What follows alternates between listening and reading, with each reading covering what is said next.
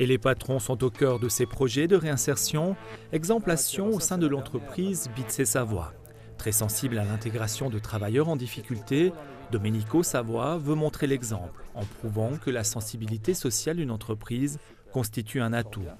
Puis là, tu es en train de reconstituer un peu le puzzle. Mais on a encore la pièce ici, alors. La première motivation, elle est peut-être personnelle, dans le sens où, par rapport à mon vécu, mon histoire, mon éducation, il me semble que c'est juste humain d'aider dans la mesure du possible les autres.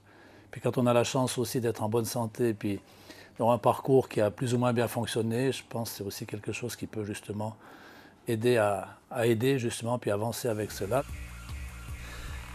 Spécialisée dans la construction métallique et la serrurerie, cette entreprise a la particularité d'offrir des postes de travail à des personnes bénéficiant de rentailles, des personnes ayant des problèmes de santé, de toxicodépendance, voire des problèmes avec la justice. Pour intervenir auprès d'un jeune ou d'une personne en difficulté, il faut des interlocuteurs qui ont une intelligence pratique, qui donnent la direction et instaurent des critères de travail clairs.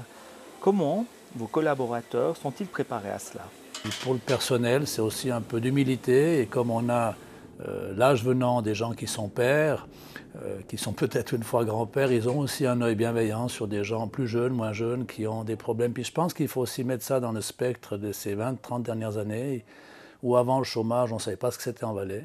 Et finalement, au début, c'était un peu une honte. Puis finalement, maintenant, on a tous quelqu'un de notre famille qui a été touché un jour par ça. De même, l'aide sociale, on connaît des gens. Malheureusement, la situation conjoncturelle fait qu'il y a beaucoup plus d'implications de cette difficulté sociale dans la vie. Puis alors, si à chacun à son niveau peut prendre un petit peu sur soi, je pense que d'une part, on aurait moins de ghetto, moins d'exclusion.